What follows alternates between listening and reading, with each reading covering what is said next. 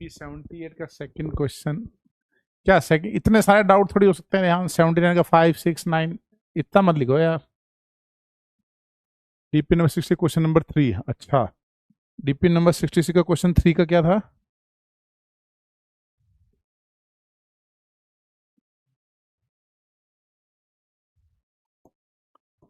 Sixty six का question 3। अरे हाँ यार, वो चलो मैं मॉडल मंगाता हूँ, अभी मंगवाता हूँ ना मॉडल। वो मॉडल बनाना था मेरे को,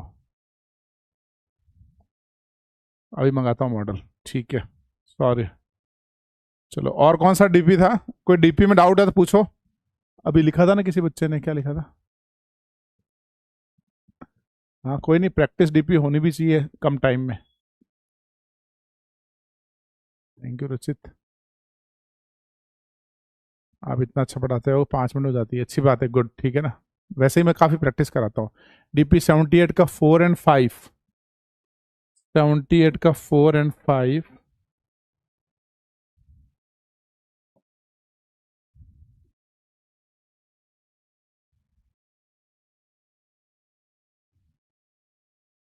78 का जो 4 है ना, सबसे पहले क्या देखना है अपने को? रेजोनेंस। तो देखो ये रेजोनेंस में है ना, ये पाई बॉन्ड यहाँ, ये तो रेजोनेंस में है। तो इनमें से कौन सा एल्कीन रेजोनेंस में है? पहला वाला। इन इन एल्कीन का कोई रेजोनेंस नहीं है तो अल्फा देख लेंगे। इसके 10 अल्फा है, इसके 3 अल्फा है। तो आपको क्या देखना है? पहले रेजोनेंस, फिर हाइपर कॉन्जुगेशन, फिर इंडक्टिव।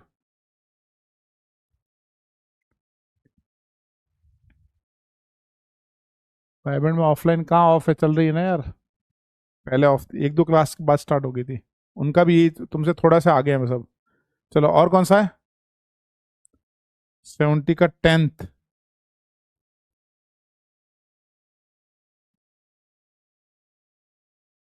78, 70 पीछे हो गया। 79 का 9th।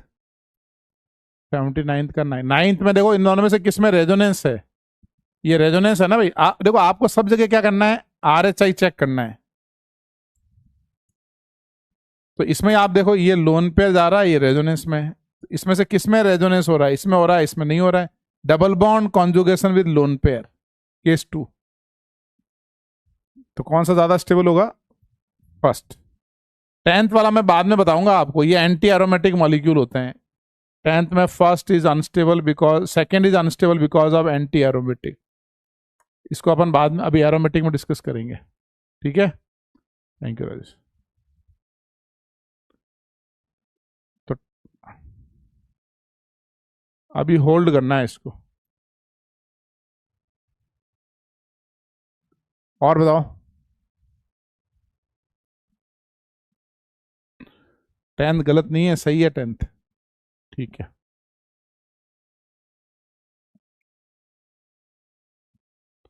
बाकी हो गए सारे। ठीक है, नो डाउट्स मन। 78 का 3। यार 3 कोई डाउट नहीं है तुम्हारा यार, तुमने ट्राई नहीं किया अच्छा से, इसका मतलब इतने सारे डाउट पूछ रहे हो, मतलब ट्राई नहीं किया है। 78 का 3 में पहले देखो रेजोनेंस में क्या है। यहाँ पे 2 पाई बॉन्ड रेजोनेंस में है, और यहाँ पे 1 2 3 4 पाई बॉन्ड रेजोनेंस में है। इसमें कोई भी रेजोनेंस नहीं है। आपको RHI चाहिए, तो सबसे ज्यादा रेजोनेंस तो इसमें हो रहा है। तो सबसे स्टेबल कौन हुआ? सेकंड। फिर कौन हुआ? फर्स्ट। फिर कौन हुआ? थर्ड। 2 1 3, got it.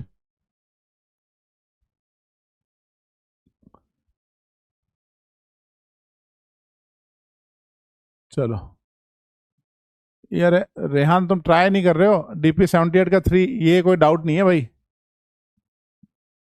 यहाँ तो वो रेजोनेंस हाइपर कॉन्जुगेशन देखना है। 7 अल्फा, इस एल्किन के 4 alpha 3 alpha, RHI no resonance. तो हम देखेंगे H। तो 1 ग्रेटर देन 2 ग्रेटर देन 3।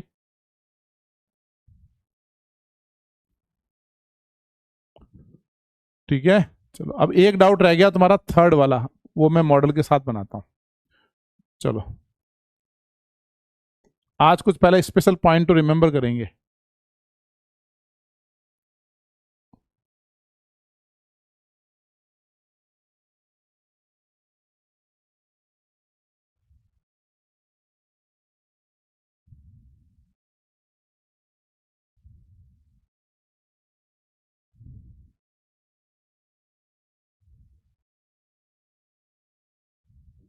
चलो ये वाला क्वेश्चन ट्राई करो पहले, ये वाले क्वेश्चन ट्राई करो। रिलेटिव स्टेबिलिटी ऑफ फॉलोइंग, एक बार ये ट्राई करो।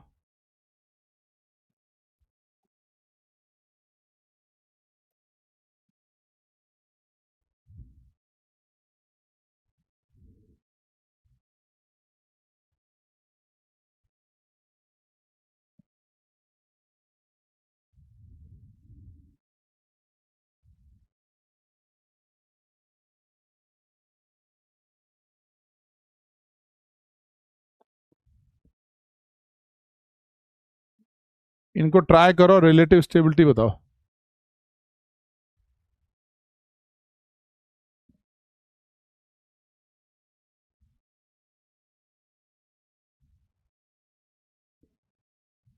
ये हो गए थे क्या?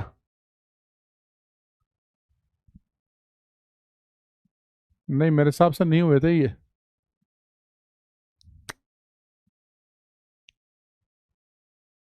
हो गए थे तो आंसर लिखो।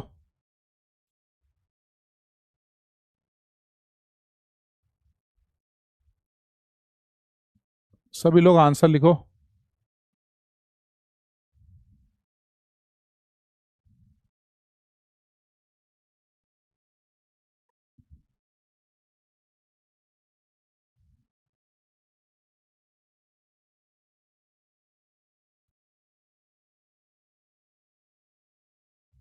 चलो, कौन सा स्टेबल था? सब आंसर लिखो अपने अपने, जिसको हो गया है। हाँ, फर्स्ट का क्या? अब मुझे पता है नहीं हुए तो प्रैक्टिस नहीं कराई। BAA। अपने को क्या देखना है? अपने को पहले चेक करना है रेजोनेंस, उसके बाद क्या चेक करना है भाई? फिर हाइपर कॉन्जुगेशन एंड फिर इंडक्टिव। तो बताओ इन दोनों में से किस में रेजोनेंस है? ये रेजोनेंस है ना, double bond conjugation double bond, second is more stable, है ना। इसमें क्या हो रहा है? Double bond conjugation double bond conjugation, ये पूरा रेजोनेंस हो रहा है ना इतना। इसमें सिर्फ इतना ही रेजोनेंस हो रहा है, इतना मतलब 2 पाई बॉन्ड का resonance, only 2 pi bond resonance, 3 pi bond resonance, more RS, more resonance. Second में भी क्या होगा? ये resonance, double bond conjugation double bond, conjugated diene. और ये कौन सा होता है बताओ भाई? Isolated. The first is more stable. Fourth में क्या होगा? फोर्थ में first is more stable because of resonance stabilization. ठीक है, ओके। चलो,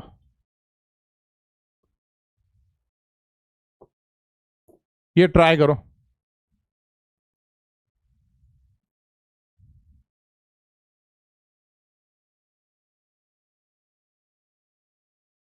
रिलेटिव स्टेबिलिटी आपको सब जगह लगाना है RHI।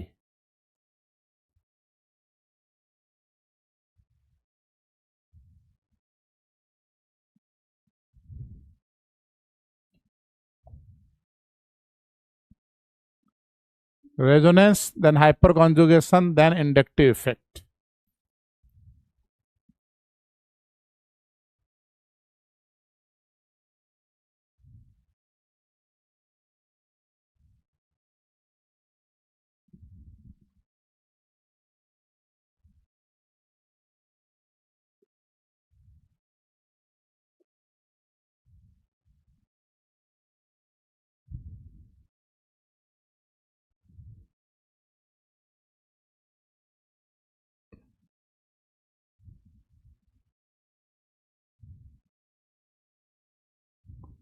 ट्राई करो।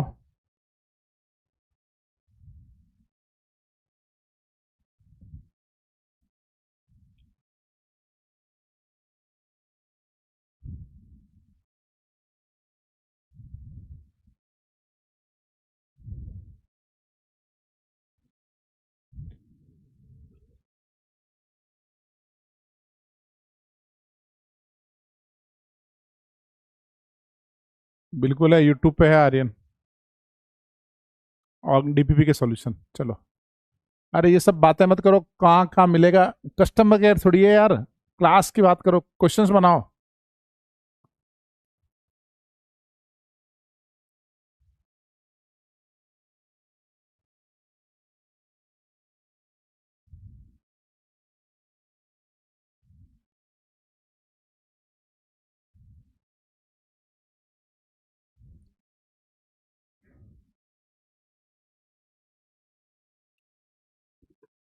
लिखो अपना आंसर, सब ट्राई करो।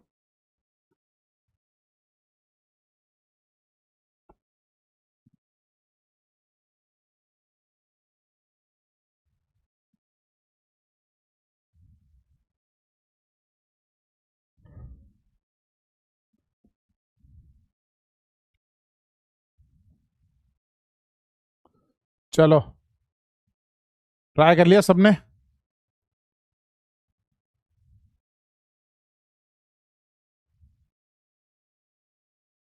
ठीक है खुश।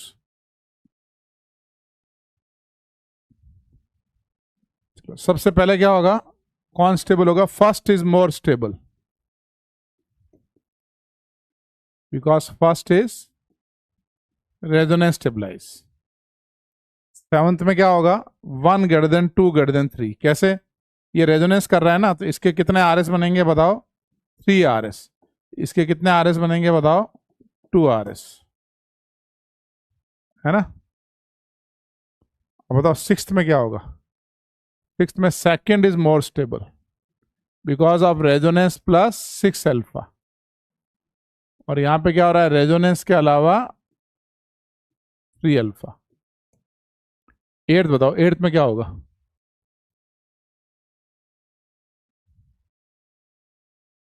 एट्थ में ये रेजोनेंस करेगा ना, पाई बॉन्ड यहाँ गया, ये पाई बॉन्ड यहाँ गया, तो कार्बोकैटायन यहाँ आएगा, फिर कार्बोकैटायन यहाँ आएगा, और फिर कार्बोकैटायन यहाँ आएगा। है ना? तो ये कैटायन यहाँ आएगा, तो उसमें ये अल्फा लगेंगे ना, हाइपर कॉन्जुगेशन लगेगा ना। देखो कई बार है ना, हाइपर कॉन्जुगेशन डायरेक्ट नहीं लगता है, रेजोनेंस करके यहाँ कैटायन आ रहा है, तो ये 3 अल्फा से स्टेबलाइज कर रहा है। ये भी रेजोनेंस करके यहाँ आ रहा है, लेकिन ये 0 अल्फा से स्टेबलाइज कर रहा है। तो पहले हमको हाइपर कॉन्जुगेशन देखना है, तो 1 is more stable then second. समझे आप?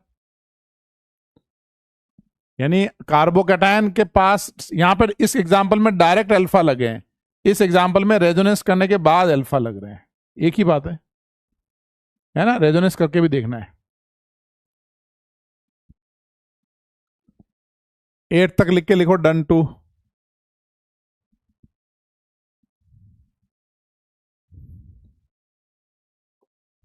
डन टू लिखो।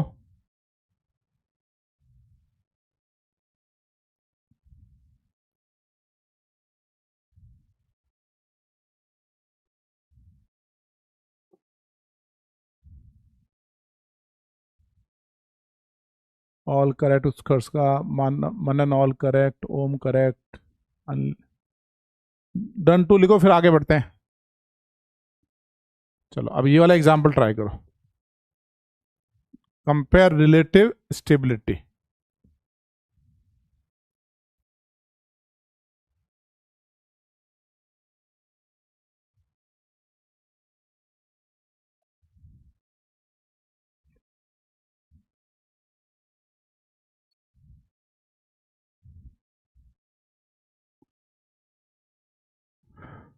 ट्राई करो 9 10 11।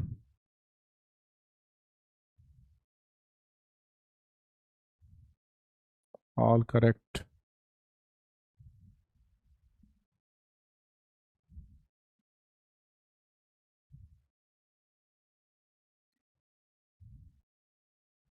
मैं इधर उधर की किसी भी बात का जवाब नहीं दूंगा, सिर्फ एग्जाम्पल्स की बात होगी।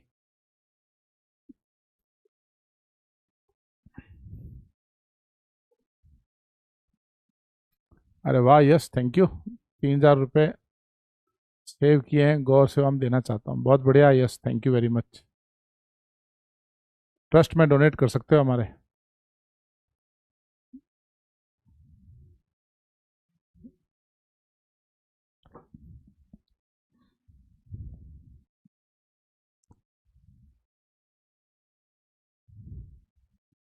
तुम्हारे नाम से डलवा देंगे, यस श्रीवास्तव।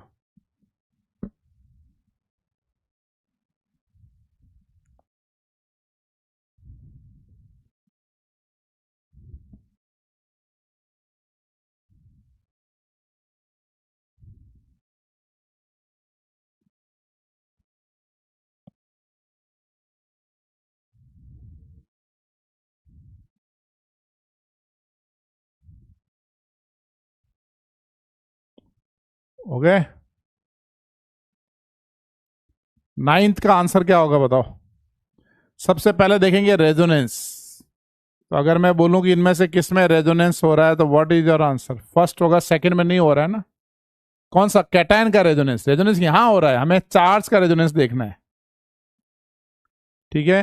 टेंथ में भी क्या होगा? First, because it is resonance stabilize. और ये तो sp3 आ गया, मतलब यहां रेजोनेंस नहीं होगा। 11th में क्या होगा? इसका होगा रेजोनेंस, इसका होगा नो रेजोनेंस। तो 1 ग्रेटर देन 2 ग्रेटर देन 3। 2 के कितने अल्फा हैं? 5 अल्फा एच। और यहां पे कितने अल्फा एच है बताओ? 2 अल्फा एच।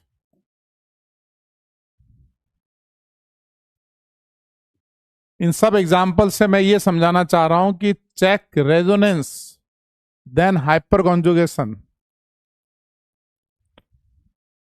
डन 3। फटाफट लिखो डन 3। ऑल करेक्ट रेहान, बहुत अच्छी बात है, गुड रेहान।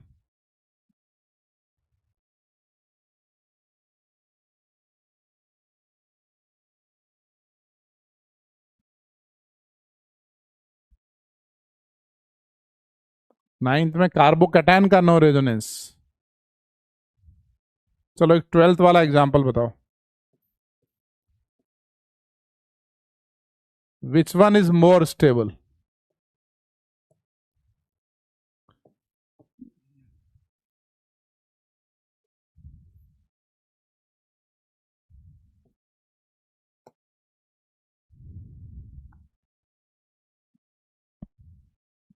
ज्यादा बॉन्ड एप्लीकेबल नहीं है, ज्यादा बॉन्ड वाला कॉन्सेप्ट फॉर रेजोनेटिंग स्ट्रक्चर्स।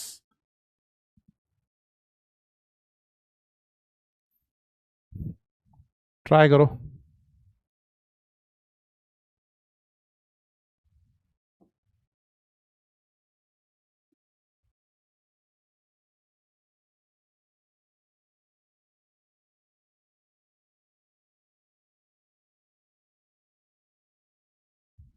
ये मैंने करवा रखा है तुमको।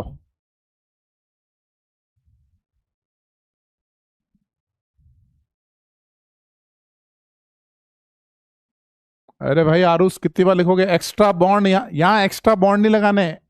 एक्स्ट्रा बॉन्ड, मोर कोवलेंट बॉन्ड, मोर स्टेबिलिटी, वो कब लगता है? जब एक ही मॉलिक्यूल के रेजोनेटिंग स्ट्रक्चर्स हैं।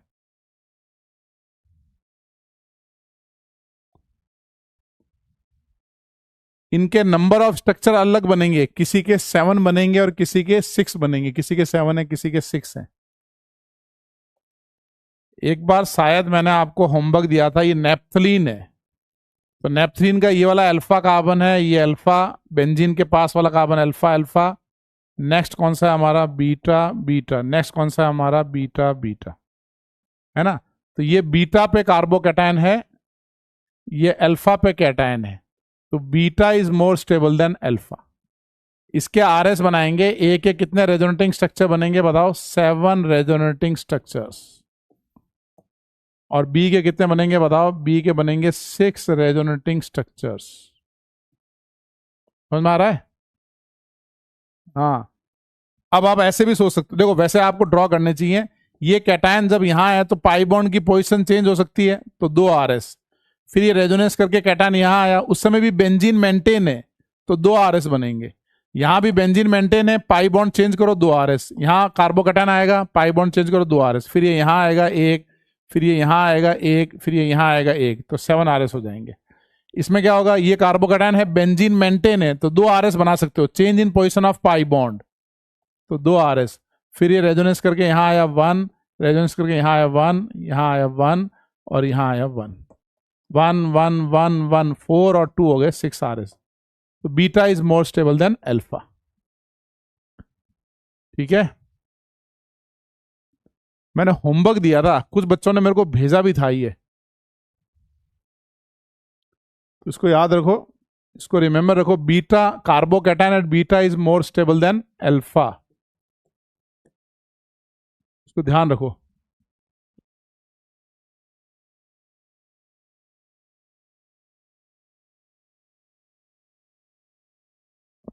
Got it?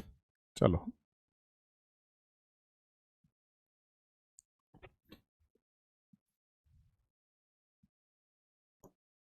नेक्स्ट लिखो स्पेशल पॉइंट टू रिमेंबर, 1 कर लिया था, इसका नंबर 2 दे दो।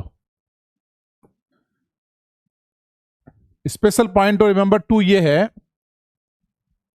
ये है strong minus I effect group is highly unstable.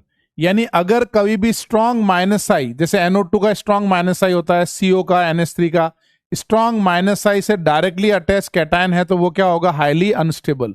ये भी अनस्टेबल है, ये भी अनस्टेबल है, और ये भी अनस्टेबल है। चाहे उनके अल्फा ज्यादा हो चाहे उसका अल्फा कम हो, उससे फर्क नहीं पड़ता है। तो ये रिमेंबर रखो, लिखो special point to remember, minus I directly strong minus, ये मेनली ये 3 याद रखो आप, तो 3 भी जरूरत नहीं है, 2 याद रखो। Strong minus I directly attach with cation is unstable, चाहे उसके अल्फा ज्यादा कम नहीं हो, इनको हमेशा अनस्टेबल रखना है। Strong minus I directly attach with cation is unstable. जैसे मैं आपको ये बोलूं, ये हमारे स्पेशल पॉइंट का मतलब क्या है, जो RHI को है ना वायलेट कर रहे हैं। एक हमारे पास ये कार्बोकैटायन है, एक हमारे पास ये कैटायन है, बताओ which one is more stable. इस पॉइंट को अप्लाई करके बताओ कौन ज्यादा स्टेबल है, बोलो। ए ज्यादा स्टेबल है या बी ज्यादा स्टेबल है? अकॉर्डिंग टू दिस कॉन्सेप्ट कौन है हमारा, ए इज मोर स्टेबल। यानी minus I directly attach with cation is highly unstable. तो आंसर क्या हुआ, A is more stable than B.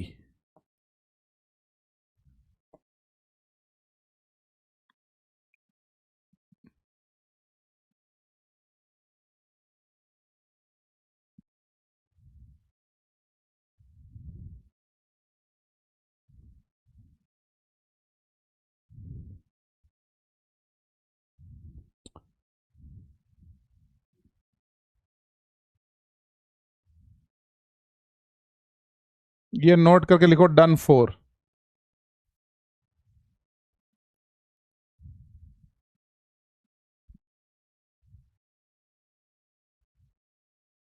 हाँ हाईली अनस्टेबल हो जाएगा ना, 1-2 अल्फा से फर्क नहीं पड़ेगा। NO2 के पास कैटायन लग गया हाईली अनस्टेबल, आप ये नहीं कहोगे 3 अल्फा है 2 अल्फा है, उससे फर्क नहीं पड़ेगा कुछ, क्योंकि बहुत ज्यादा विड्रॉइंग पावर है उनकी।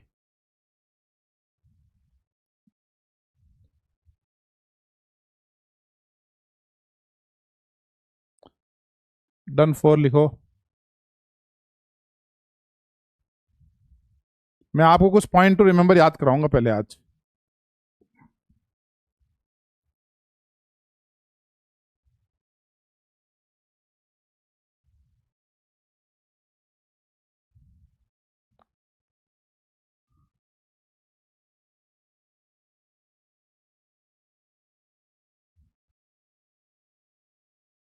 लिख लिया सबने?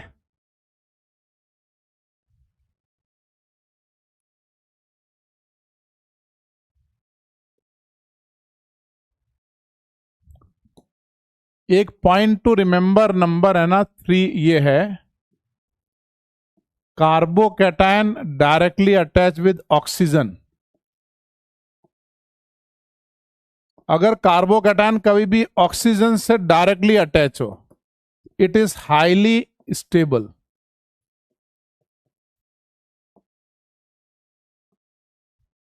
Y carbocation directly attach with oxygen is highly stable?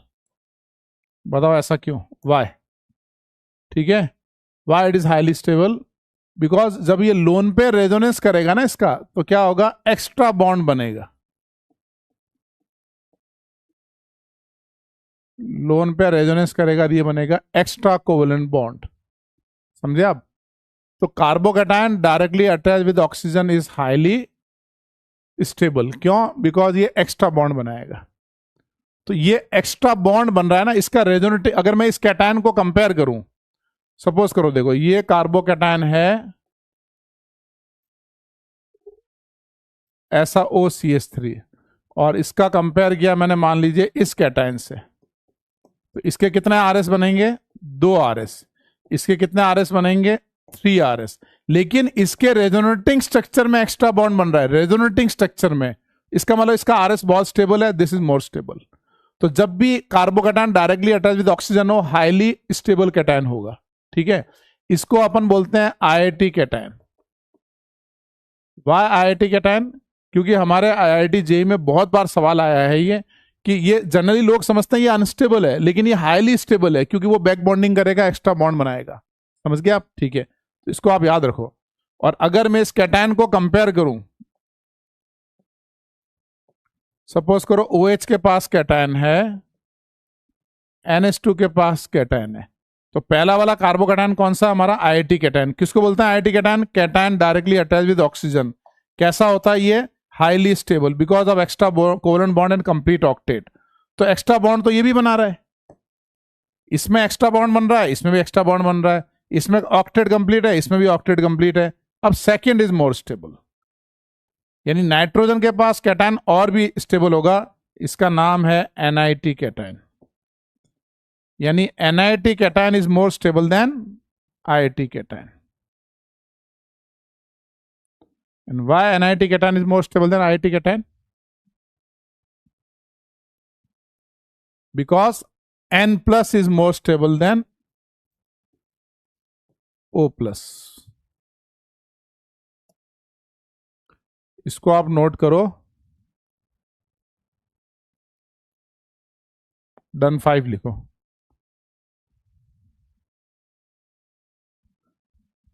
Minus I strong, अरे भाई अपन को यहाँ मूवी थोड़ी बना रहे हैं कि स्ट्रॉन्ग माइनस आई आईआईटी के, ये बच्चा लिख रहा है कि आईआईटी कैटायन है, यहाँ स्ट्रॉन्ग NO2 लगा देंगे। हम एक टाइम में एक ही वेरिएबल का आंसर कर सकते हैं, सस्पेंस नहीं बना सकते हम।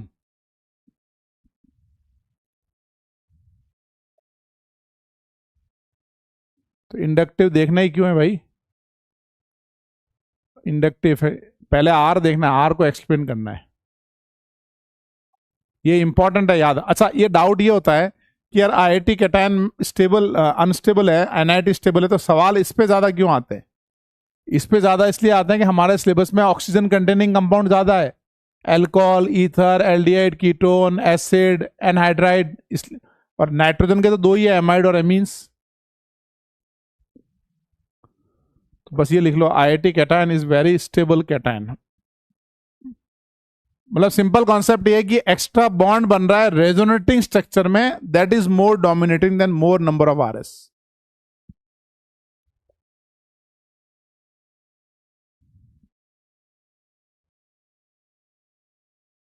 चलो डन 5 लिखो।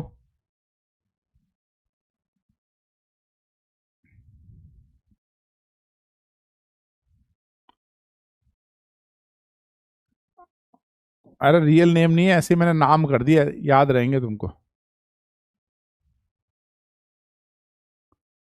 डन 5। प्रिंस ने लिख दिया है, 4 प्रिंस है हमारे बैच में, 4 बार डन 5 आया है। रितेश हैं 2, 2 रितेश हैं।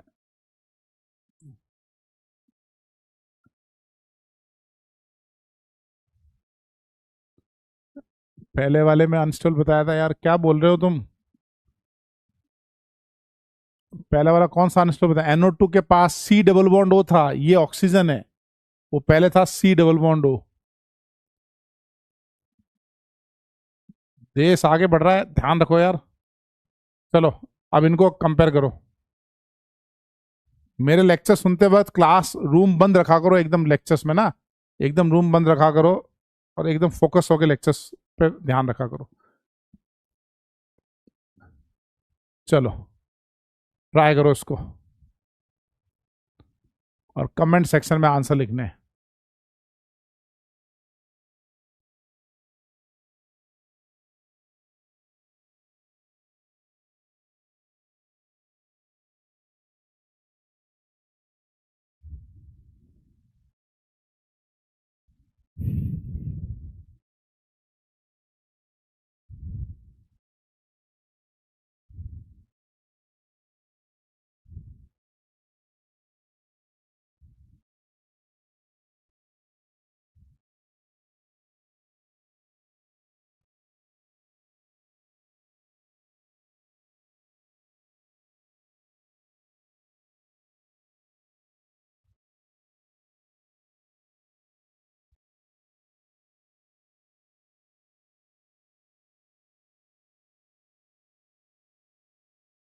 ठीक है निखिल, तुम जाना मेरी जगह पे, फिर साथ में चलेंगे।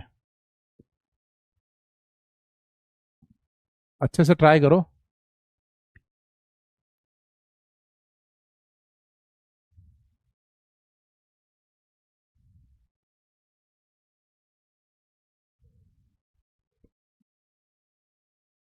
Thank you Devnath. अच्छे से ट्राई करो, जल्दबाजी मत करो, अच्छे से करो। गलती हो सकता है, चांसेस ऑफ एरर है इसमें पूरा।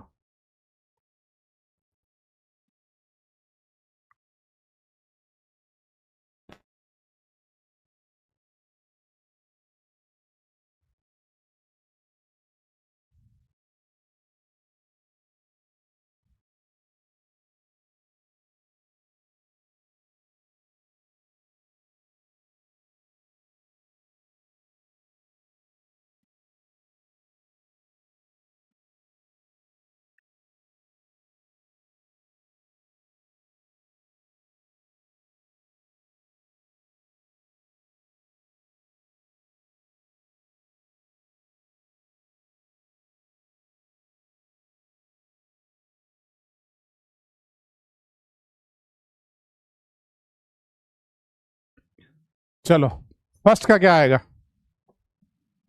फर्स्ट में सबसे पहले बताओ, क्या ये आईआईटी कैटायन है? यस। लेकिन ये भी तो आईआईटी कैटायन है, resonance plus IIT cation.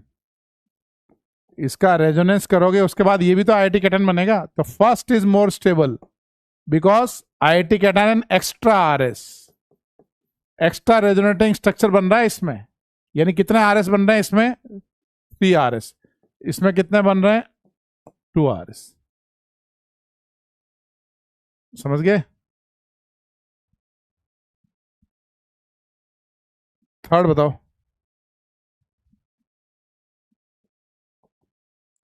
Third का आएगा A greater than B because it is our IIT cation.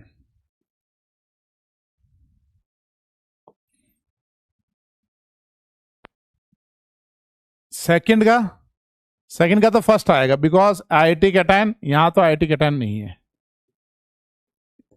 कोई आईआईटी कैटायन नहीं, एक्स्ट्रा बॉन्ड नहीं बन रहा है रेजोनेटिंग स्ट्रक्चर में। ठीक है। फोर्थ का आंसर क्या होगा? फोर्थ में रेजोनेंस करके यहां आ रहा है कैटायन, यहां आ रहा है कैटायन, यहां भी आ रहा है, यहां आ रहा है रेजोनेंस करके, ये यहां भी आ रहा है, यहां भी आ रहा है ना। मेन डिफरेंस है, अगर ओ के पास आ रहा है यानी आईआईटी कैटायन बन रहा है, यस बन रहा है। ये एन के पास आ रहा है तो ये एनआईटी कैटायन बन रहा है, यस बन रहा है। या अपन बोल सकते हैं simple, N plus is more stable than O plus, तो ये ज्यादा स्टेबल होगा। ये समझ में आ गया है ना? अब थर्ड वाला कहां होगा बताओ?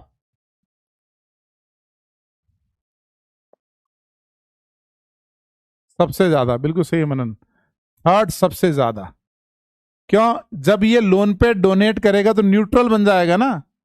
ये डोनेट करेगा तो न्यूट्रल बनेगा, ये डोनेट करेगा तो एन प्लस बनेगा, ये डोनेट करेगा तो ओ प्लस बनेगा। तो मैं ये कह सकता हूं कि प्लस एम इफेक्ट का ऑर्डर क्या होगा? O minus greater than N S two greater than O H. ये होगा order of plus M.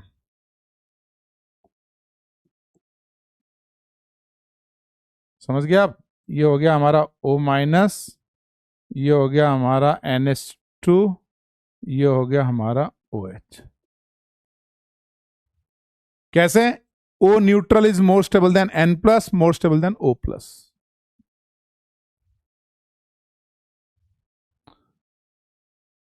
Thank you Garg.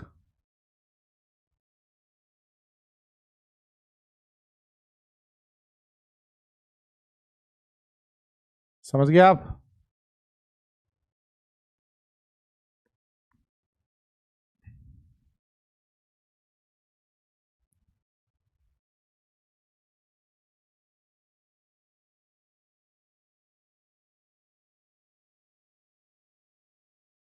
All correct.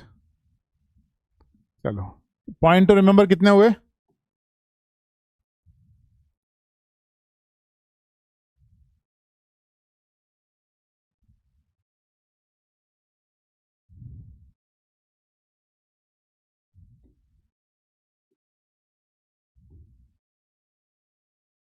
Point to remember कितने हो गए? Conjugated dienes, minus size directly proportional,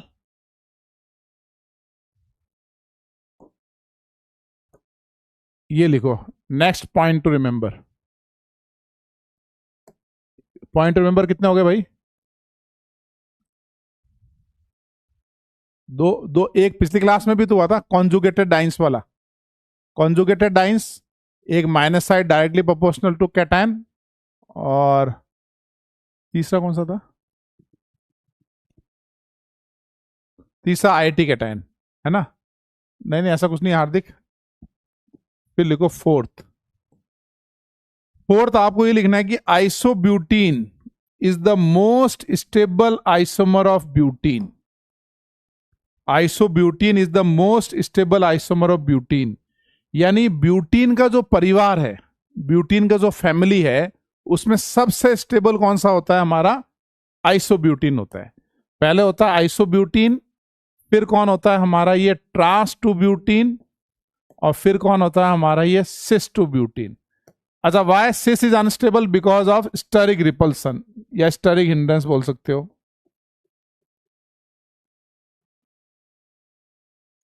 तो पहले इसको नोट करो, फिर एक्सप्लेन करते हैं कि why isobutene is the most stable isomer of butene. इसके कितना अल्फा एच है बताओ? 6 alpha H.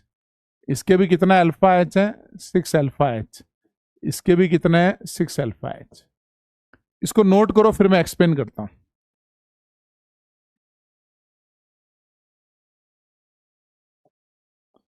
Isobutene is the most stable isomer of butene, ये हमको एक्सप्लेन करना है।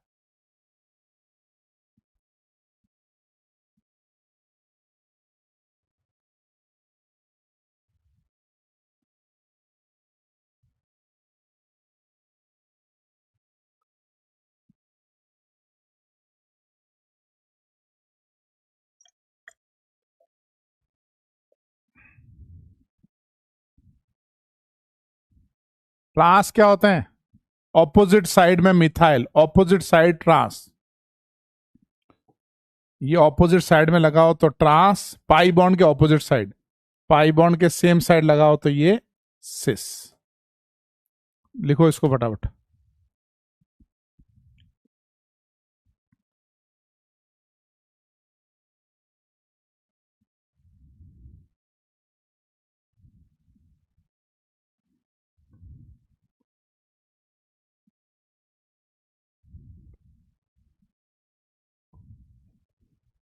डन, 6 लिख लिया सबने?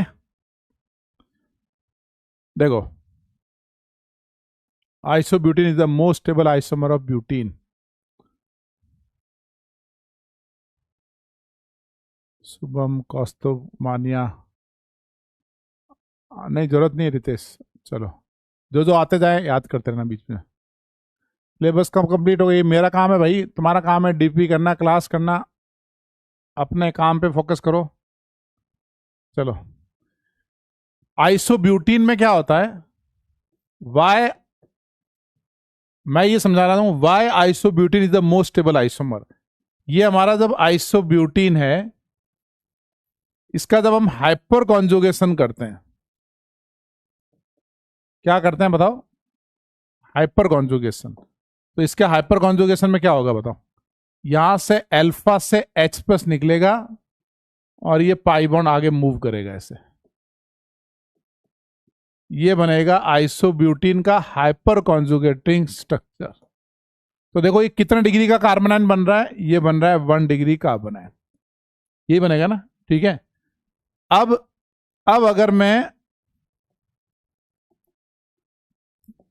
2 ब्यूटीन का हाइपर कॉन्जुगेटिंग स्ट्रक्चर बनाऊं, सपोज करो 2 ब्यूटीन का हाइपर कॉन्जुगेटिंग स्ट्रक्चर बना रहे हैं, सिस या ट्रांस कोई भी हो, तो इसका हाइपर कॉन्जुगेशन कैसा होता है? आइडेंटिफाई अल्फा हाइड्रोजन, फिर ये अल्फा के इलेक्ट्रॉन मूव करते हैं, तो ये बनता है हमारा कार्बन आयन। अब ध्यान से देखो, ये कितने डिग्री का कार्बन आयन बन रहा है? ये 2 डिग्री कार्बन आयन बन रहा है, क्योंकि इसका प्लस साइन लग रहा है ना, तो 2 डिग्री कार्बन आयन मतलब अनस्टेबल बन रहा है। ये 1 डिग्री कार्बन आयन मतलब ये स्टेबल बन रहा है। समझे आप? तो why isobutene is the most stable isomer of butene? Because of stable hyper conjugating structure. देखो हम लोग रिवर्स पढ़ते हैं, हमने जब कंबसन, देखो हम नेचर के डेटास को पढ़ते हैं, जब हमने कंबसन किया, तो जब हमने आइसोब्यूटीन का कंबसन किया तो इसका हीट सबसे कम आया, तो हमको पता चला कि आइसोब्यूटीन सबसे स्टेबल है। हमने कैसे पता लगाया? बाय डेटास ऑफ कंबसन, मैं आगे बताऊंगा आपको। और उसके बाद सेकंड, कंबसन के डेटा से पता चल गया, अब हम एक्सप्लेन कर रहे हैं कि why it is more stable. तो उसका एक्सप्लेन जब हम ध्यान से देखा तो पता चला because of stable hyper conjugating structures. But you have to learn, ये याद होना चाहिए, और ये इसका रीजन है। ठीक है, बोलता हूं मैं ग्रीस आज।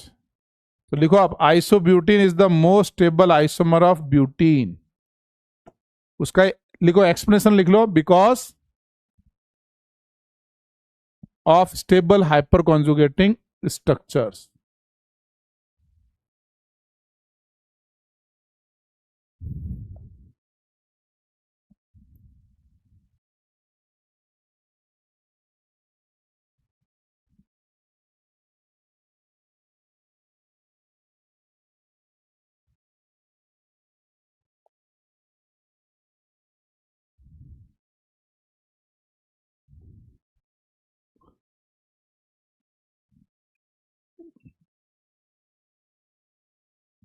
डन, 6 लिखो।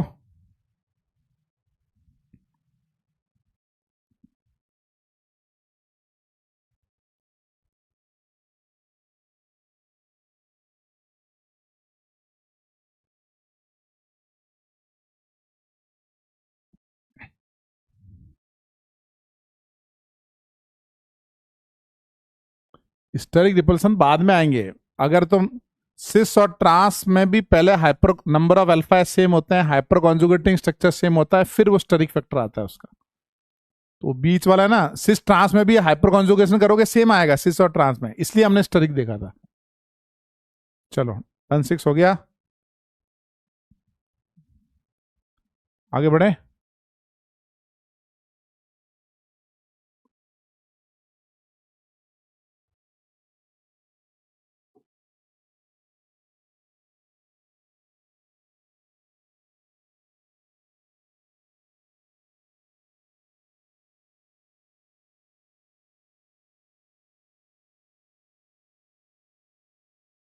चलो अभी एग्जाम्पल करो।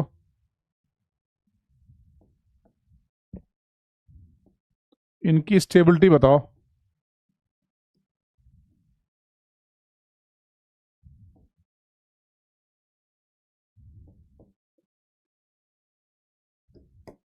इन सब की रिलेटिव स्टेबिलिटी का ऑर्डर क्या है?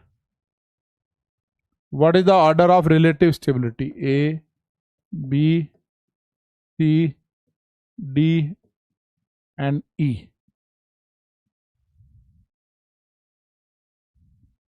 Thank you Sanjog Veer. 7 होगा। चलो इसका आंसर बताओ।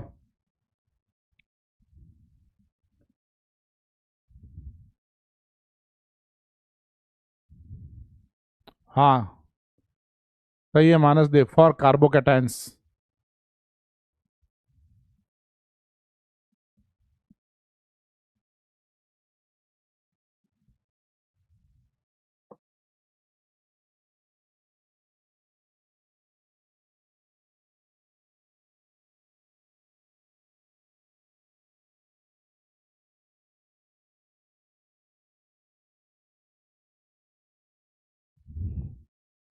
कमेंट में आंसर लिखो। स्टेबिलिटी,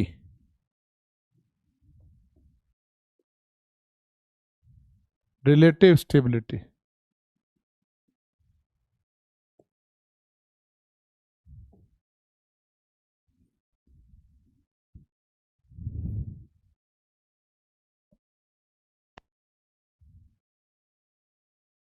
सबसे पहले अल्फा रेजोनेंस देखो, क्या किसी में रेजोनेंस है?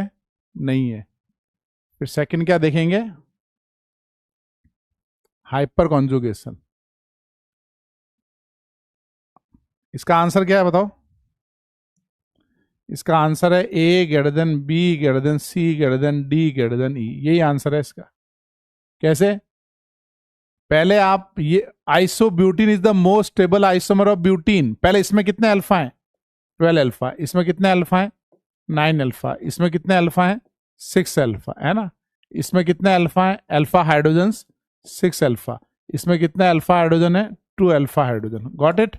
तो फर्स्ट ऑफ ऑल क्या होगा? More alpha more stability, and among C and D, C और डी में से ये आइसोब्यूटीन है। तो isobutene is the most stable isomer of butene.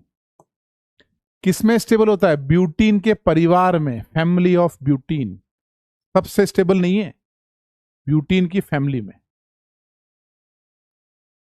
ठीक है?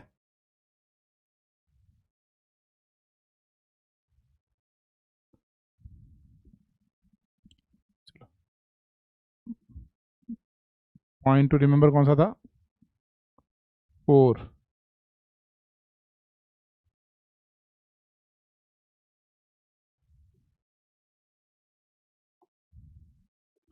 चलो, अब आएगा पॉइंट टू रिमेंबर 5। देखो एक चीज देखो, पहले वाले में, फर्स्ट वाले में ये कार्बोकैटायन ज्यादा स्टेबल है। एक पे क्या लगा है? इस कार्बोकैटायन पे डी लगे, है ना? देख रहे हो ना? दूसरे पे क्या लगे? एच लगे। तो second is more stable. Why? Because plus I of D is greater than plus I of H. यानी इंडक्टिव ज्यादा किसका होता है? इंडक्टिव ज्यादा होता है हमारा किसका? डी का। तो पहला वाला समझ में आ रहा है कि यहां इसका प्लस साइज ज्यादा है, तो ये ज्यादा स्टेबल है। लेकिन नीचे वाले में क्या हो रहा है? फर्स्ट इज मोर स्टेबल, इसमें एच वाला ज्यादा स्टेबल है, डी वाला अनस्टेबल है। वाई? दोनों में डिफरेंस समझ में आ रहा है? दोनों में डिफरेंस क्या है? इसमें कोई अल्फा एच नहीं है, एब्सेंस ऑफ अल्फा एच। इसमें है अल्फा हाइड्रोजन। तो कितने अल्फा हाइड्रोजन है भाई? 9 अल्फा एच। इसमें कितने अल्फा डी हैं बताओ? 9 अल्फा डी। ये समझ गए? अब आप ये बताओ कि ये जो हाइड्रोजन है, ये सिग्मा यहां पाई बॉन्ड बनाएंगे, तो यहां से क्या निकलेगा? H plus.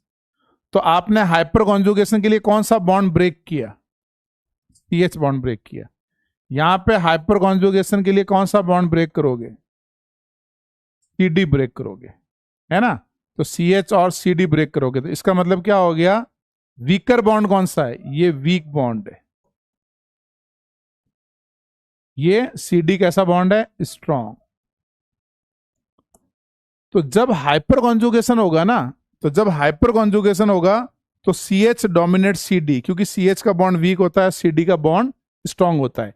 जब इंडक्टिव होगा तो D डोमिनेट H। ये कॉन्सेप्ट है। ठीक है?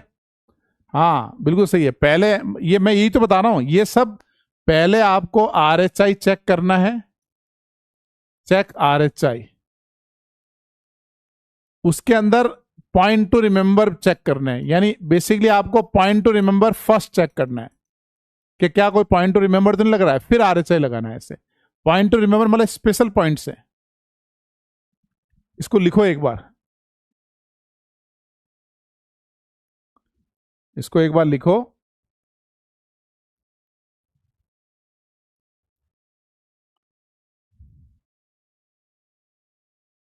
मतलब इंडक्टिव में D डोमिनेट करेगा और हाइपर कॉन्जुगेशन में H डोमिनेट करेगा। क्यों? क्योंकि हाइपर कॉन्जुगेशन में CH बॉन्ड ब्रेक करते हैं, हाइपर कॉन्जुगेटिंग स्ट्रक्चर बनाते हैं ऐसे, और यहां हाइपर कॉन्जुगेशन नहीं लग रहा है।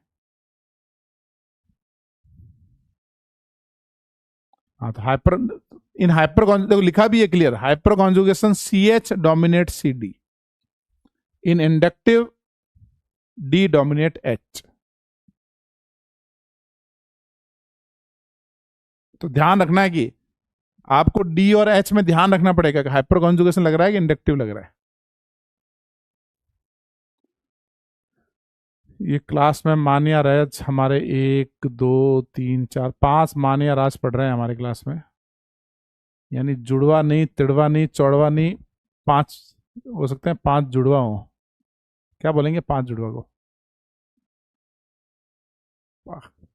5 पांडव? नहीं यार, सबका नाम एक है, मान्या राज।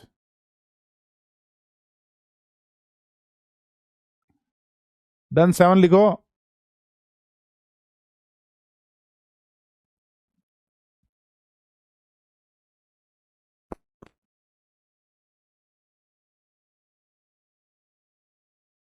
सुमित, सूरज, सूरज भी दो हैं,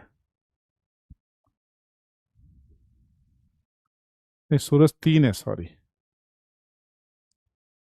सूरज चार, दिसांग एक ही है। यानी बार बार मैसेज, मैं या एक बात मेरे समझ में आ गई यार, ऑनलाइन में है ना, बच्चों को है ना बहुत ज्यादा छूट मिली हुई है, उसकी वजह से पढ़ाई डिस्टर्ब भी हो जाती है।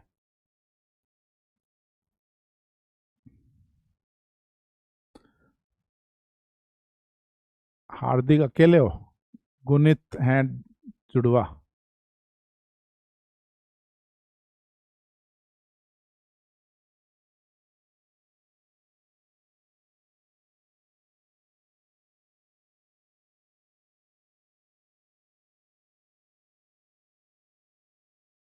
चलो, अब मैं क्वेश्चन दे रहा हूं, ध्यान से करना है। कंपेयर स्टेबिलिटी,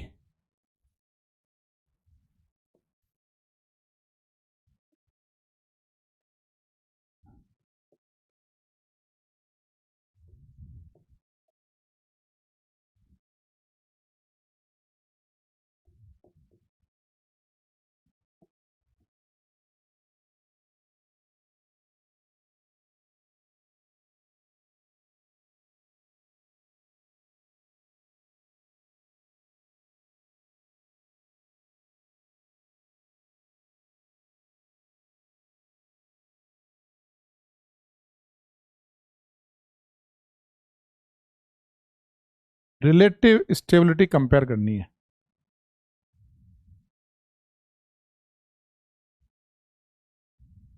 बताओ। नागपुर, अरे गितेश, मेरी हाइट कितनी, क्या करना है तुमको हाइट से मेरी? 6 फुट 1 इंच है, चलो मिट्टा में कोई बात नहीं, अच्छे हो जाएंगे। अब क्वेश्चन, अभी क्वेश्चन ट्राई करो।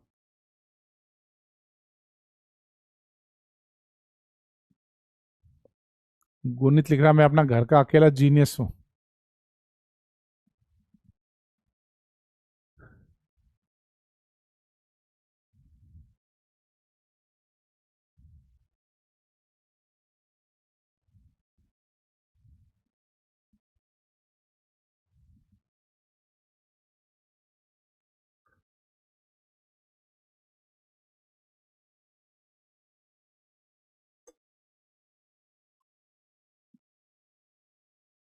ध्यान से करो। एक का ए होगा, एक का बी होगा। मैं हिंट बता देता हूं, इसमें से एक का ए है, एक का बी है। अभी डिसाइड करो, इनको ए बी कर देना, कैपिटल ए बी। तो बताओ किसका ए होगा और किसका बी होगा?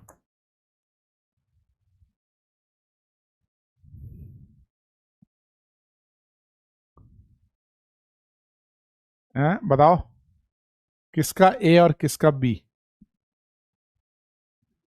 फर्स्ट का ए होगा और सेकंड का बी होगा। समझ में आ रहा है कैसे? फर्स्ट का ए और सेकंड का बी कैसे? फर्स्ट के ए में जब आप, ये अल्फा है ना, यहाँ पे अल्फा, तो हाइपर कॉन्जुगेशन लगेगा। तो हाइपर कॉन्जुगेशन में कौन डोमिनेट करता है? एच। और यहां रेजोनेंस करोगे, ये कैटायन रेजोनेंस करके यहां आएगा, यहां आएगा, यहां आएगा, जीरो अल्फा, जीरो अल्फा। तो कौन सा इफेक्ट लगेगा बताइए? प्लस आई। तो सेकंड इज मोर स्टेबल। यहां फर्स्ट ज्यादा होगा और यहां सेकंड ज्यादा होगा। यानी सेकंड में कौन सा इफेक्ट लगाओगे? इंडक्टिव। फर्स्ट में कौन सा इफेक्ट लगाओगे? Hyperconjugation. Plus H means electron donating by hyperconjugation. जो अभी जो मैंने स्पेशल पॉइंट टू रिमेंबर समझाया था ना, उसी का एप्लीकेशन है ये।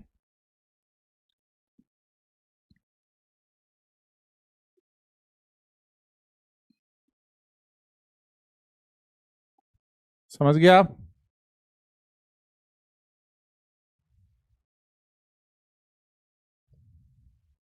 आगे बढ़े। पॉइंट टू रिमेंबर कितने हुए थे? 5, 7, 8 है ये, 8, 9 करीब होंगे।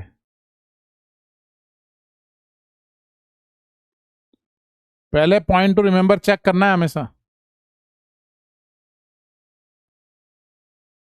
अच्छा, आप में से थ्री इडियट्स मूवी कितने ने देखी है? थ्री इडियट्स मूवी देखी है? Three idiots. तीनों कैरेक्टर याद हैं?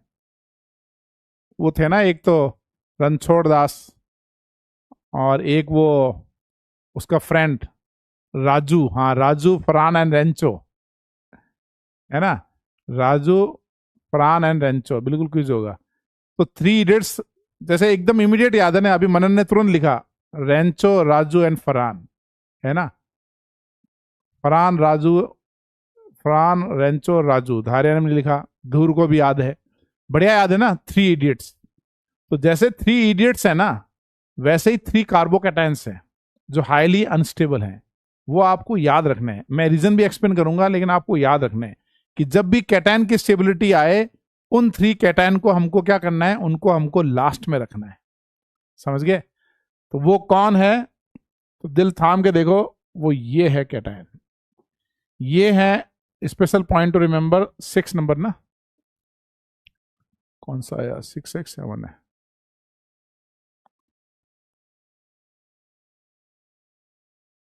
हाँ, ये special point to remember 6 number लिख लो। ये है अराइल। अराइल मतलब बेंजीन फिनाइल रिंग के ऊपर, विनाइल, विनाइल मतलब एल्कीन के ऊपर, और एक bridgehead. These three cation are highly unstable carbocation. ये तीनों कैटायन में हाईली अनस्टेबल होंगे। ठीक है? अब इसमें देख लो कौन राजू है, कौन फरहान है और कौन रेंचो है, उससे कोई फर्क नहीं पड़ता है, लेकिन तीनों के तीनों हाईली अनस्टेबल है। Just like three idiots, three unstable cation. तो इसको नोट करो, इनको लास्ट में रखना है स्टेबिलिटी में, इनको नोट करो, और फिर मैं इसका रीजन बताता हूं क्यों।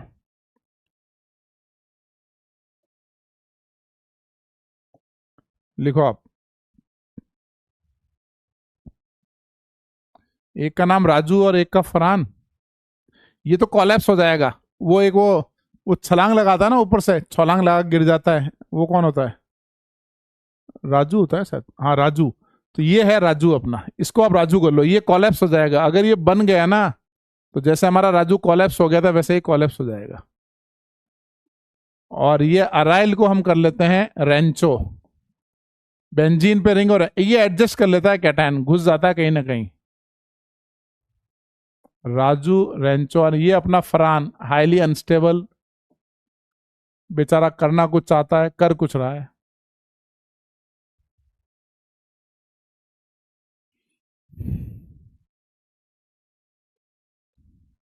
डन, 8 लिखो।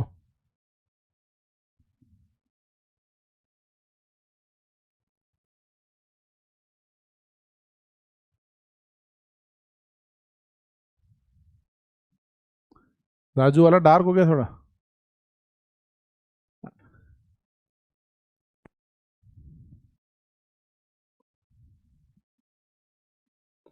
इसमें सबसे ज्यादा अनस्टेबल ये है, ये राजू वाला। हाँ, कोई बात नहीं, बस तुम इतना याद रखो, three idiots. Thank you Shivam. आजकल के बच्चे हैं ना, यानी जैन जी, तुम्हारी जो जनरेशन है या पहले जो जनरेशन थी, है ना, तो अपन छोटी छोटी चीजों का स्ट्रेस बहुत लेते हैं, है ना? मैं भी लेता हूं, ऑल दो तुम्हारी जनरेशन का नहीं हो, लेकिन तुम भी काफी लेते हो। एक बात तुमको समझना है कि जीवन में पहली चीज, हमारे सराउंडिंग के लोग, मेरे मदर फादर भाई बहन सब सही सलामत हैं, दोस्त वगैरह all are in good health और सही सलामत हैं, तो बहुत बड़ा अचीवमेंट है ना? तो वो आई एम वेरी फॉर्चुनेट कि सबकी तबीयत वगैरह ठीक है। दूसरी बात, है ना, ये एग्जाम जो होते हैं ना, टफ एग्जाम है। देखो, एक तो ये सब है ना, ये यूट्यूब पे मोटिवेशन लेक्चर करके ये इजी है, ये करो वो करो, इन सब चीजों को फॉलो नहीं करना है ना, कोई तरीका नहीं है। जैसे अपन पहाड़ पे चढ़ेंगे ना, वैसे ही ये सांस उखड़ेगी, मन करेगा कि नहीं हो रहा है, गिव अप का भी मन होगा, लेकिन हमको करते रहना है। तो आप एकदम राइट गाइडेंस में हो, है ना? तो राइट गाइडेंस यही है कि हमको करते रहना है। अभी आपकी फिजिक्स चैलेंजिंग होगी, अभी आपका मैथ्स चैलेंजिंग होगा, है ना? और अच्छी बात यह है कि लो स्कोरिंग एग्जामिनेशन है, you all will become IITian। आप सब IITian बनोगे, एक ही कंडीशन है, लास्ट डे तक तैयारी रखनी है। 12th के JEE एडवांस के लास्ट डे तक रखना है ना। तो ये क्या होता है, बार बार है ना, मतलब ये माइंड, दुनिया में सबसे कीमती मशीन कौन सी है? The most expensive machine in this world is our brain, हमारा दिमाग है। ये सही सलामत रहना चाहिए। इसको ज्यादा स्ट्रेस आए वो काम नहीं करना है। पढ़ रहे हैं, काम नहीं करने का मतलब पढ़ रहे हैं, समझ में नहीं आ रहा है, उठ के 5-10 मिनट वॉक किया, फिर पढ़ने बैठ गए वापस, है ना। उसको दिमाग को फ्रेश कर लिया। कुछ नेगेटिव थॉट आया, घर पे फोन कर लिया, बात कर ली, पेरेंट्स से बात कर ली, है ना। कुछ अच्छा किया तो एंजॉय कर लिया, कुछ बढ़िया खा लिया, आधा घंटा कोई मूवी वगैरह देख ली। तो ये बड़ा इंपॉर्टेंट है ना। ये मेरे को राजू को देख के बड़ा याद आया यार, आपके मेरे जीवन में जो स्ट्रगल था ना, अगर मैं तुमको बताऊं ना, तुम इमेजिन नहीं कर सकते। मेरे जीवन में ये स्ट्रगल था, हमें पता नहीं था कि आज शाम को हमारे खाना बनेगा कि नहीं बनेगा। ये मैंने स्ट्रगल देखा है लाइफ में, है ना। बहुत जबरदस्त स्ट्रगल देखा है मैंने। लेकिन उस स्ट्रगल से मेरे को ये फायदा हुआ कि जीवन में मेरे को हर चीज अच्छी लगती है। ठीक है, अभी मैं छोटी छोटी बातों को सोचता रहता हूँ कई बार, तो फिर फैमिली वगैरह, मेरा भाई वगैरह, हम दोनों स्ट्रगल किया साथ, बोले क्या यार अपन कहाँ थे, कहाँ से कहाँ पहुंच गए, है ना। तो मतलब कहने का मतलब जीवन में आपकी पोजीशन तो बहुत अच्छी है ना। हमारे पिताजी का सैलरी जो आती थी उससे मेरे एक बच्चे की स्कूल की फीस भी जमा नहीं होती थी। हमारी स्कूल की फीसें जमा नहीं होती थी 6-6 महीने, 8-8 महीने, है ना। हमारे पीछे घूमते रहते थे स्कूल के लोग, हम रिक्वेस्ट करते रहते थे। तो बहुत स्ट्रगल था। तो अपन यूं मानो कि दुनिया में और मेरे से ज्यादा भी बहुत लोगों का स्ट्रगल है ना। मतलब कई लोग ऐसे हैं, जब मैं रोड स्कूल में देखता हूँ, बच्चे मजदूरों के बच्चे हैं, पढ़ नहीं पा रहे हैं, घर पे बैठे हैं, छोटे छोटे बच्चे हैं, नो एजुकेशन, उनको 1 घंटे पढ़ने को मिलता है तो खुश हो जाते हैं एकदम। तो हमारे पास बहुत सारी अच्छी चीजें हैं, हमारे पास पेरेंट्स हैं, हमारे पास रिसोर्सेज हैं, हम अच्छा पढ़ रहे हैं, मेरे पास कॉपी है, किताब है, टाइम है ना। IIT का एग्जाम टफ है तो हमको टफ बनना है, समझ गए। ज्यादा इस पे स्ट्रेस नहीं लेना है। बात समझ में आई? You all are very good. तुम लाइफ में जरूर सक्सेसफुल होंगे, ये मेरा वादा है एकदम। आज से 15 साल बाद, 10 साल बाद आप देखोगे ना, तो आपको ऐसा लगेगा यार क्या मैं छोटी छोटी चीजों को माइंड कर रहा था। अब सोचो कि नर्सरी क्लास के बारे में अगर हम सोचते कि नर्सरी क्लास में हमको ABCD आसानी से नहीं आ रही थी, तो वो A बनाने में भी ताकत लग रही थी ना, बी बनाना तो चैलेंज था, और बी पता नहीं ऐसे घूम के कैसे बनेगा, पूरे साल सिखाया था और हम उसका टेंशन ले रहे थे, है ना। अब आज उस चीज की कोई वैल्यू नहीं है। तो ऐसे ही आप आगे बढ़ोगे, because of your good intention, आपकी अच्छी नीयत की वजह से आगे बढ़ोगे, अच्छी मेहनत की वजह से आगे बढ़ोगे। और मेहनत और अच्छी नीयत वालों के लिए ऊपर वाला भी खूब रास्ते ओपन करता है, न्यू न्यू गेट्स ओपन होते जाएंगे, है ना। तो मतलब खुश रहना सीखना है, खुद भी खुश रहना है और दूसरों को भी खुश रखना है। और कभी ये नहीं सोचना है कि मतलब मैं लो हूँ, लो कुछ नहीं होता। मतलब आज देखो ना यार, मतलब मेरे पास बहुत ईश्वर की मेहरबानी है मेरे ऊपर, आई एम वेरी ब्लेस्ड। मैं अब मैं यहाँ पे कॉलेज के रियूनियन में जाता हूँ, दोस्तों से मिलता हूँ स्कूलों के, किसी को डायबिटीज हो रही है, किसी को कुछ हो रहा है, कोई कुछ हो रहा है, मतलब है ना 80% ऑफ द लोग स्ट्रगल कर रहे हैं, है ना। और वो ये मेरे से ये बात नहीं करते हैं कि आपके पास कितना पैसा है, क्या पोजीशन, मेरे से बात करते हैं यार ये हेल्थ अच्छे कैसे रखनी। एक एग्जांपल लिया, आप अच्छी हेल्थ में हो, it is a good thing, है ना। तो थोड़ी ब्लेसिंग्स है आपके ऊपर, तो कोई दिक्कत नहीं है आपके ऊपर, यू विल बी सक्सेसफुल। मैं कई बार बच्चों को देखता हूँ, सर मेरे को IIT में ये रैंक चाहिए, अच्छी बात है रैंक चाहिए, लेकिन जो मिलेगा ना उसको थैंक यू बोलना है जब भी मिले। कि कोई भी आर्ट रिव्यू टेस्ट हुआ, IIT का एग्जाम हुआ, बोर्ड का एग्जाम हुआ, जो मिल गया उसके लिए थैंक यू बोलना है। थैंक यू किसको बोलना है? ऊपर वाले को, पेरेंट्स को, टीचर्स को, स्कूल को, जो भी जिन्होंने भी कुछ भी कंट्रीब्यूट किया, एक लेक्चर भी पढ़ाया, एक क्वेश्चन भी कराया, उसको भी थैंक यू। और फिर आगे बढ़ जाना है, ग्रेटिट्यूड हमेशा फील करना है ना। और टेस्टों में क्या गलती हो गई उसको अपने को सोचना है कि क्या गलत हो गया, है ना, अगली बात से कैसे करूं। कोई भी शॉर्टकट बताए, कोई शॉर्टकट नहीं करना है, मुझे तो मेहनत से करना है ना। ऐसा कोई शॉर्टकट है भी नहीं। और होता टफ एग्जाम में होता क्या पता है? टफ एग्जाम में खास बात होती है, आपको वो रोज चैलेंज करता है, आपको रोज चैलेंज करता है वो, है ना। तो यहाँ हम कोटा में क्या देखते हैं, बच्चों में ये तो देखते हैं, बच्चा रोज स्ट्रगल करता रहता है, majority of time you will be struggling, है ना। तो इसका मतलब हम डेवलप हो रहे हैं, आपका VO2 मैक्स, ऑक्सीजन लेने की कैपेसिटी बढ़ रही है। जैसे हमारा ये एथलीट में VO2 मैक्स बढ़ता है, कब बढ़ता है? जब हम स्प्रिंट करते हैं ना, तो VO2 मैक्स बढ़ जाता है और हालत ऐसी हो जाती है कि बस हालत खराब है एकदम। तो कुछ हालत खराब हो रही है और अपन कोशिश कर रहे हैं, इसका मतलब है कि इंप्रूवमेंट हो रहा है। थोड़ा कंसिस्टेंसी मेंटेन रखना है ना, रोज का रोज करते रहना है। एक जिस दिन पढ़ाई का मन नहीं होना उस दिन आधे घंटे ही पढ़ लेना, जीरो नहीं करना है, बस आधे घंटे ही पढ़ लो, है ना। तो you all will be good. तो अच्छा, मतलब दिमाग को अच्छा रखना। मोस्ट एक्सपेंसिव मशीन कौन है, ये याद रखना है। इसको ज्यादा लोड नहीं देना है, लोड मिले तो बाहर जाओ। समझ गए? चलो ये तीनों कैटायन लिख लिया आपने। देखो ये why vinyl is unstable, because it is sp hybridise.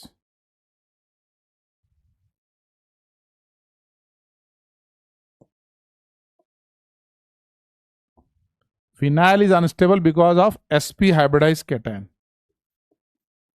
इसका लिख लो sp हाइब्रिडाइज, हाईली अनस्टेबल, है ना। दूसरा ये है अराइल। अराइल में क्या होता है, बेंजीन रिंग में है ना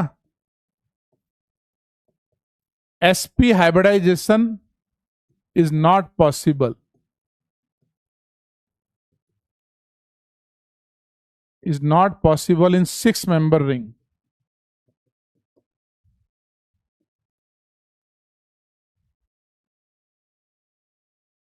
sp hybridized is not possible in 6-member ring. ठीक है। अब आप ये बताओ कि 6 मेंबर में sp मतलब लीनियर 180 डिग्री, तो 180 डिग्री अपना लीनियर स्ट्रक्चर नहीं हो सकता ना, sp हाइब्रिडाइज नहीं हो सकता वो। तो फिर ये कार्बोकैटायन कहां रहता है, इस कार्बोकैटायन की हाइब्रिडाइजेशन क्या होती है, sp2 हाइब्रिडाइज, यानी पॉजिटिव चार्ज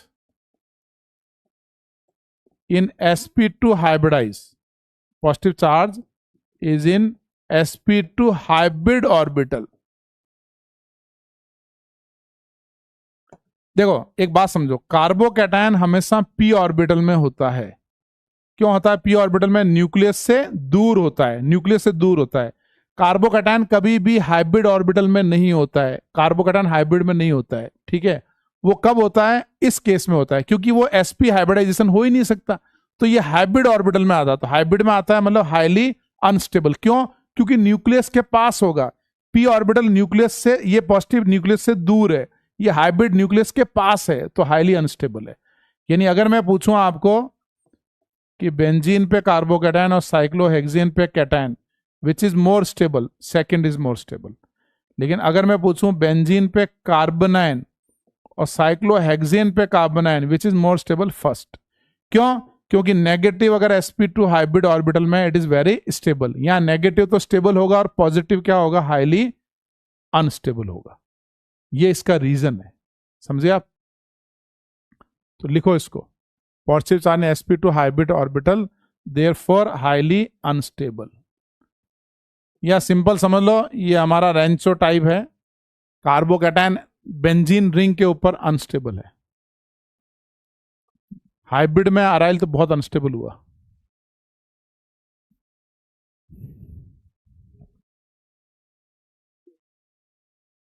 हाँ एक बार लिखो, मैं बताता हूं, पहले इसको लिखो एक बार, इसको एक बार नोट करो।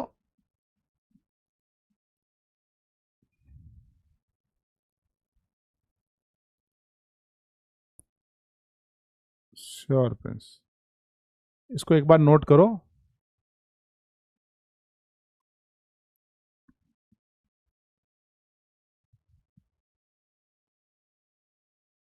पहले लिखो, सारा लिख लो एक बार, फिर मैं एक बार वापस समझाऊं, मैं इसको वापस समझा दूंगा एक बार, थोड़ा सा ये अलग है, एक्सप्लेनेशन है इजी, लेकिन 2 बार समझोगे डेफिनेटली आ जाएगा।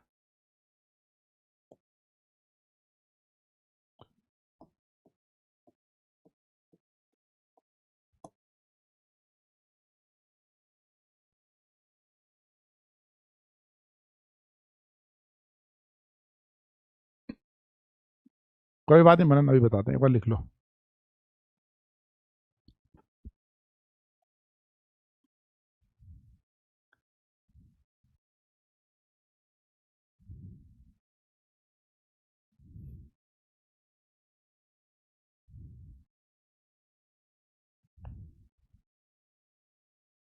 हाईली अनस्टेबल, अराइल, ब्रिजेड और भी ज्यादा अनस्टेबल है। डन 8 लिखो एक बार।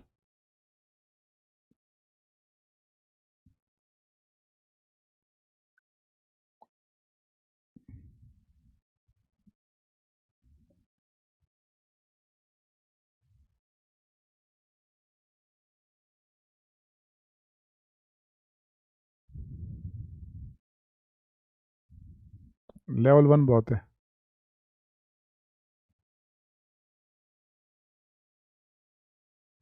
मैंने ये बताया कि sp hybridize is not possible in 6 member ring. ये जो स्टेटमेंट लिखा ना, sp hybridize not possible in 6 member ring, उसका एक एग्जांपल लिखा, ये पॉसिबल ही नहीं है, बनेगा ही नहीं रिंग। हाँ, हाईली अनस्टेबल, सही बोल रहे हो अनिका, थैंक यू। लाइफ में कितनी मनी होनी चाहिए? बहुत होनी चाहिए, क्या दिक्कत है, दे देना, कुछ वेलफेयर में काम कर लेना।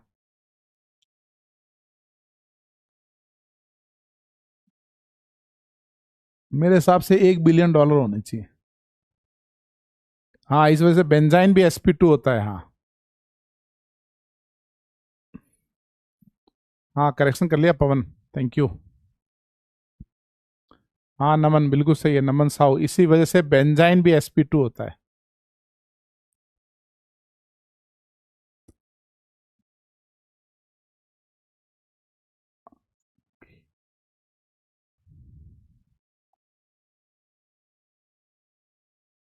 चैप्टर खत्म होने के बाद करेंगे।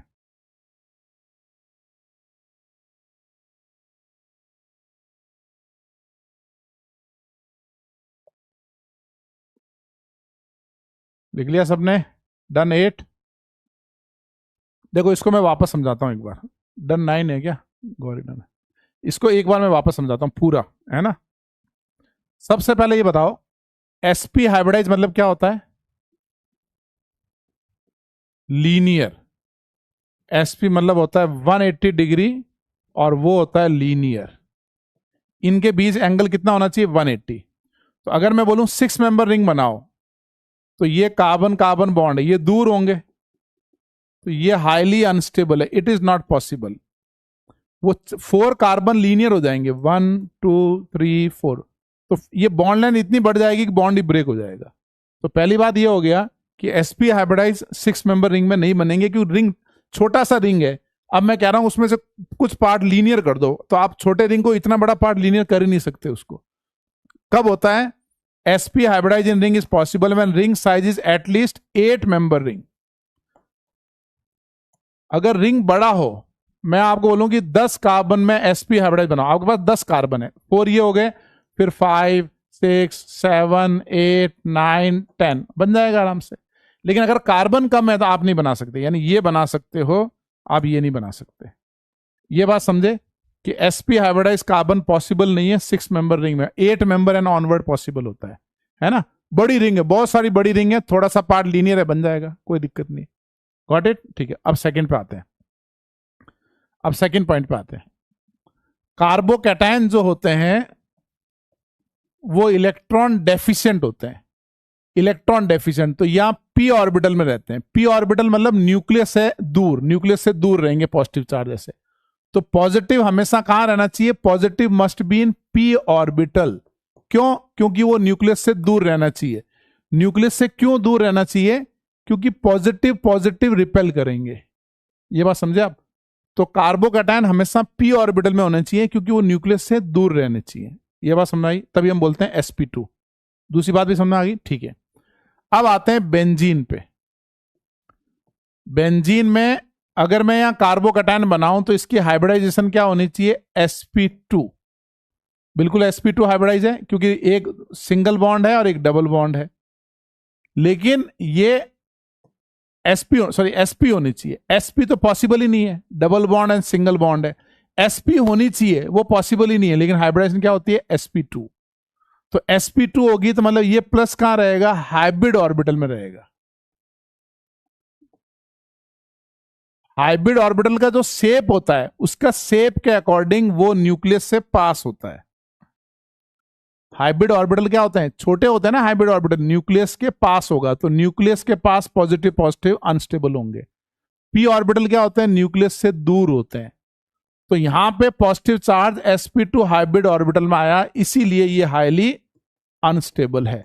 ऐसा होता नहीं है कभी, पॉजिटिव चार्ज हमेशा p ऑर्बिटल में होते हैं। इस केस में हाइब्रिड में आ गया क्योंकि कोई ऑप्शन नहीं है। p में आने के लिए sp हाइब्रिडाइज होना पड़ेगा, sp पॉसिबल नहीं है। बात समझे तुम? ये इसका रीजन है। तो पहला तो इसमें क्या, 2-3 चीजें समझाई मैंने। sp पॉसिबल नहीं है, फिर दूसरा समझाया कि पी ऑर्बिटल न्यूक्लियस से दूर होता है, हाइब्रिड ऑर्बिटल न्यूक्लियस के पास होता है। पॉजिटिव कभी भी हाइब्रिड में यहां नहीं होना चाहिए, इस केस में मजबूरी में होता है, इसलिए वो हाईली अनस्टेबल है। ऑल क्लियर मनन? ठीक है, वेरी गुड। अब इसको याद रखना है, और वो तीसरा वाला मैं अगली क्लास में बताऊंगा। आज इतना ही करते हैं, एक डीपीपी करेंगे और टेस्ट कर लेंगे।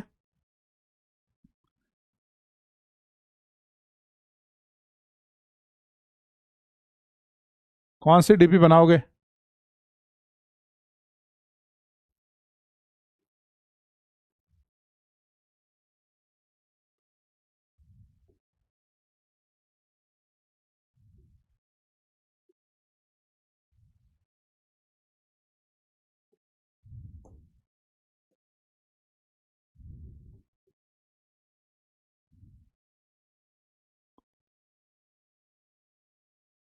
ये वाली बनाना, ये होमवर्क है 76।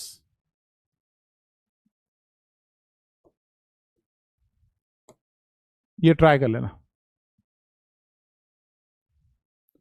बेंजीन के कार्बन की हाइब्रिडाइजेशन sp2 ही रहेगी, चाहे प्लस बनाओ बेंजीन में, चाहे माइनस बनाओ, चाहे रेडिकल बनाओ, चाहे H लगाओ, सब रहेंगे। होमवर्क ज्यादा चल रहा है कम चल रहा है? हाँ मैं बोलता हूँ ग्रीस। ये वाली डीपी नंबर 76 होमवर्क करना है, और 77 भी होमवर्क करना है।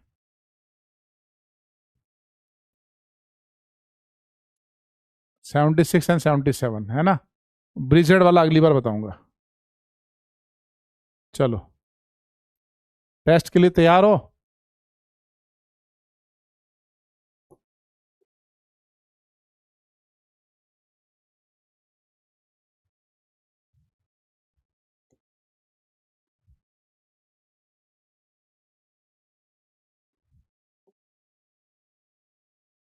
चलो,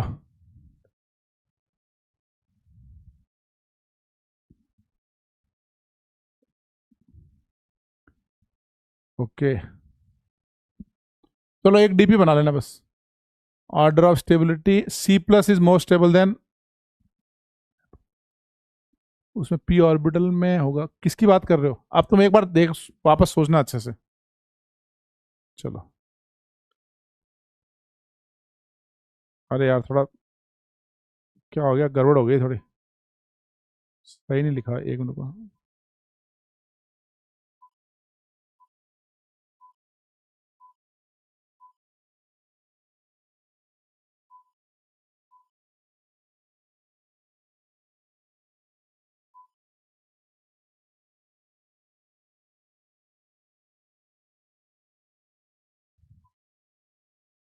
इसमें करेक्शन है यार, इसमें थोड़ा करेक्शन है, अगली बार करेंगे।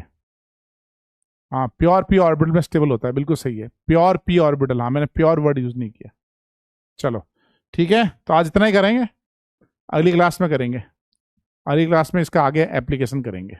ओके, चलो बाय, जय हिंद, जय भारत।